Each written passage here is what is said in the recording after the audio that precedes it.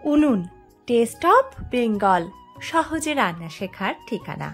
আপনাদের সাথে আমি পায়েল সরকার। শুরু করছি আজকের রান্না। আজ আপনাদের আমি রান্না করে দেখাবো পলতার দুরকম রেসিপি। আর এর জন্য আমি নিয়ে নিয়েছি পলতা অর্থাৎ পটলের লতা, আর নিয়েছি মটর ডাল। আপনারা চাইলে মটর ডালের পরিবর্তে মুসুর ডাল বা ছোলার ডালও নিতে পারেন। আমি এখানে 2 কাপ মটর ডাল মোটামুটি 3-4 ঘন্টা আগে জলে ভিজিয়ে রেখেছিলাম। এবারে ভালো করে ধুয়ে নিয়ে জল ঝরিয়ে নিয়েছি আর বেটে নিচ্ছি অল্প একটু লবণ সাথে কাঁচা লঙ্কা দিয়ে। ডাল বাটার জন্য যদি মনে হয় জল দেওয়ার প্রয়োজন আছে তাহলে একেবারে অল্প অর্থাৎ 1 বা 1.5 টেবিল চামচ মতন জল দেবেন, কারণ ডাল বাটা পাতলা হয়ে গেলে বড়ার স্বাদ ভালো হবে না। আরেকটা জিনিস খেয়াল রাখতে হবে, ডাল বাটাটা যেন মসৃণ না হয়ে যায়, অর্থাৎ একটু আস্ত আস্ত ভাব থাকবে, এতে করে বড়া খেতে খুব ভালো হয়।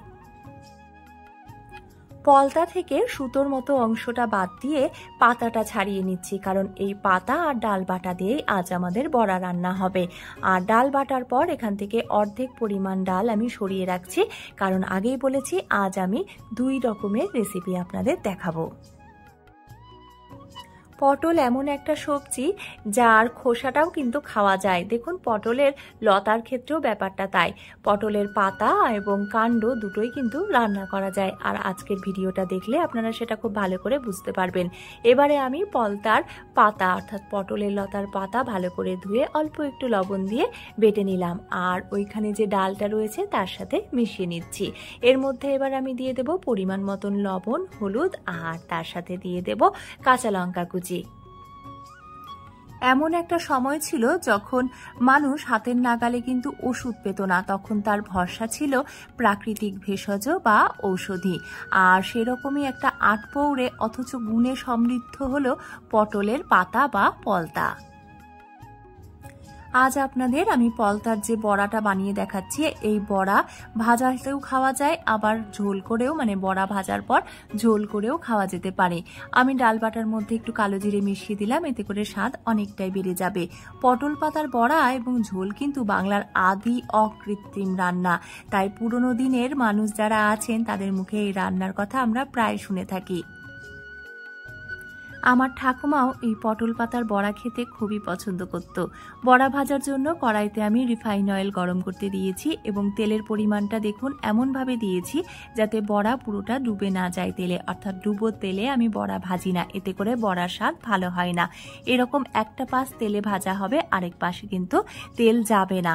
আর বড়া দেওয়ার আগে দেখুন আমি হাতে একটু ছড়িয়ে নিয়ে এইভাবে ছড়িয়ে ছিটিয়েই দিচ্ছি, অর্থাৎ গোল আকারে কিন্তু বড়া আমি ভাজছি না। স্বাদে তেতো পলতা পাতা বহুদিন ধরেই কৃমির সমস্যায় ঘরোয়া টোটকা হিসেবে কিন্তু কাজ করে আসছে। বড়া ভাজা হচ্ছে আর তার সাথেই আমি এখানে পটলের পাতার এই কাণ্ডগুলো এভাবে ছাড়িয়ে নিচ্ছি, ঠিক যেমন সজনে ডাঁটা ছাড়াই সেইভাবে আমি উপরের এই শাঁস অংশটা ছাড়িয়ে নিয়ে এইভাবে ছোট ছোট করে পটলের কাণ্ড বা লতাটা কেটে নিচ্ছি। জানেন তো, জন্ডিস বা চর্মরোগের ভেষজ ঔষধি হলো এই পটল গাছের পাতা। ভাইরাল ইনফ্লুয়েঞ্জা থেকে বাঁচতে শরীরের রোগ প্রতিরোধ ক্ষমতা মজবুত করতেও সাহায্য করে থাকে পলতা পাতা। আঁচ কমিয়ে আমি বড়াগুলো ভেজে নিচ্ছি, এতে করে বড়া বেশ মুচমুচে হবে। আর গ্যাস ওভেনের আরেকটা বার্নার জ্বালিয়ে নিয়ে আমি কড়াই গরম করতে বসিয়েছি। তারপরে দিয়েছি 1 টেবিল চামচ রিফাইন তেল, তার সাথে দিয়ে দিয়েছি কাঁচা লঙ্কা, কালো জিরে ফোড়ন। ফোড়ন থেকে সুন্দর গন্ধ বেরোলে দিয়ে দিলাম পটলের লতা। যারা রসুন খান তারা এই রান্নায় কিন্তু ফোড়নে কয়েক কোয়া রসুনও দিতে পারেন, এতে করে যেমন সুন্দর একটা গন্ধ থাকবে তেমন স্বাদও অনেকটা বেড়ে যাবে।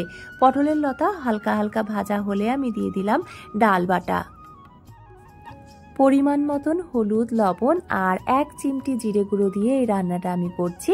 যখন দেখব পটলের লতা আর ডাল খুব ভালো করে ভাজা হয়ে যাচ্ছে, অর্থাৎ কড়াইয়ের গায়ে এইভাবে লেগে লেগে আসছে, তখন আমি দিয়ে দিচ্ছি 1/2 কাপ মতন জল।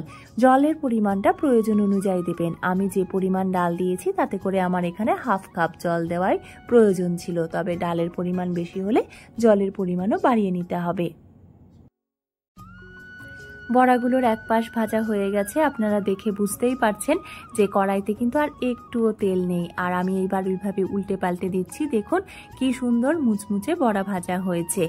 আর এবারে আমি ছড়িয়ে দেব আর একটু তেল, যাতে এই পাশটাও খুব ভালো করে এই একই রকম মুচমুচে ভাজা হয়ে যায়। হজম এবং পেটের নানান সমস্যায় পটল পাতার জুড়ি মেলা কিন্তু ভার। এই পাতা হয়তো আমরা অনেকেই চিনি না, বা চিনলেও এই পাতা যে খাওয়া যায় তা আমরা জানি না। অথচ দামে সামান্য ৮ পৌরে এই পাতায় লিভার ভালো রাখার চাবিকাঠি। দু রকমের রান্নাই আমার হয়ে গেছে। দেখতেই পাচ্ছেন যে ডালের সাথে জল একেবারে মাখো মাখো হয়ে গেছে, অর্থাৎ একেবারেই জল জলে ভাব নেই। এবারে আমি সেটা তুলে নিয়েছি। আর এপাশে বড়া ভাজাও হয়ে গেছে, বড়া ভাজাটাও তুলে নিচ্ছি। এবারে গরম গরম বড়া গরম গরম ভাতের সাথে কিন্তু একদম খাবার জন্য রেডি।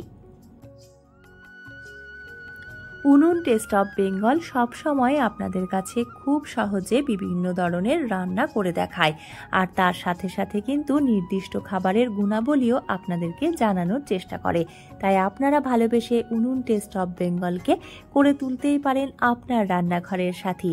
তবে হ্যাঁ, আপনি যদি কোনো শারীরিক সমস্যা অনুভব করেন তাহলে অবশ্যই চিকিৎসকের সঙ্গে পরামর্শ করবেন। নির্দিষ্ট কোনো খাবারের উপর একেবারে নির্ভরশীল হয়ে থাকবেন না। আপনারা এতক্ষণ দেখছিলেন উনুন টেস্ট অফ বেঙ্গল। আজ এই পর্যন্তই। দেখা হচ্ছে পরবর্তীতে অন্য কোনো রেসিপির সাথে।